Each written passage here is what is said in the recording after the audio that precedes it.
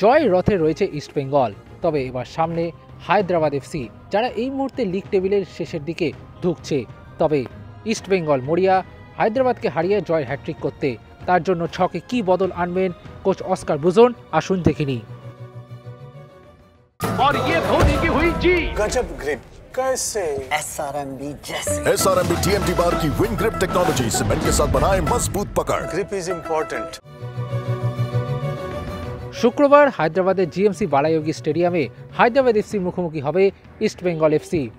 এই মুহূর্তে দুরন্ত ছন্দে রয়েছে অস্কার ব্রুজোর ছেলেরা। হায়দ্রাবাদ ম্যাচ জিতলে সরাসরি নবম স্থানে উঠে যাবে লাল হলুদ ব্রিগেড। তবে চিন্তা একটাই, চোটের জন্য এই ম্যাচে খেলবেন না মোহাম্মদ রাকিব, এমনকি কাঠ সমস্যার জন্য এই ম্যাচে নেই রাকিব। এছাড়াও কাঠ সমস্যার জন্য নেই ডিফেন্ডার হেক্টর ইউস্তে।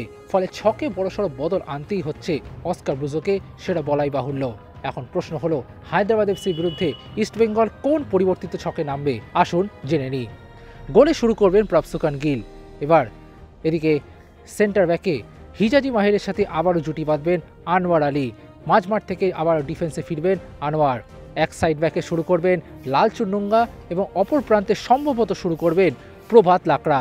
এদিকে মাঝমাঠে সৌভিক চক্রবর্তীর সাথে পুনরায় জুটি বাঁধতে পারেন জিকসন সিং। এখন প্রশ্ন হলো নাওরে মহেশ সিং কি আবারও প্রথম একাদশে ফিরবেন, নাকি দুরন্ত ফুটবল খেলা পিভি বিষ্ণুর ওপরেই ভরসা রাখবেন অস্কার ব্রুজো? যার সম্ভাবনা তাতে পিভি বিষ্ণু এবং নন্দকুমারের জুটি বজায় থাকবে এই ম্যাচে। আর আক্রমণে ক্লেইটন সিলভা এবং দিমিত্রিয়স দিয়ামান্তাকোসের জুটি বজায় রাখতে পারেন অস্কার ব্রুজো।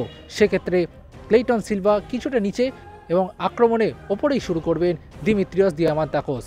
হায়দ্রাবাদ এফসির বিরুদ্ধে ইস্টবেঙ্গলের সম্ভাব্য একাদশ: গোলে প্রভসুকান গিল, সেন্ট্রাল ডিফেন্সে হিজাজি মাহের ও আনোয়ার আলী, দুই সাইড ব্যাকে প্রভাত লাকড়া ও লালচুনুঙ্গা, মাঝমাঠে সৌভিক চক্রবর্তী ও জিকসন সিং, দুই উইংয়ে পিভি বিষ্ণু ও নন্দকুমার এবং আক্রমণে ক্লেইটন সিলভা ও দিমিত্রিয়স দিয়ামান্তাকোস।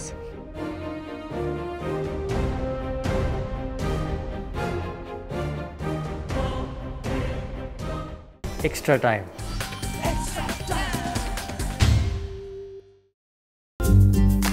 লেটেস্ট নিউজ আর এক্সক্লুসিভ ভিডিওর সঙ্গে আপডেট থাকতে এখনই সাবস্ক্রাইব করুন আমাদের ইউটিউব চ্যানেল।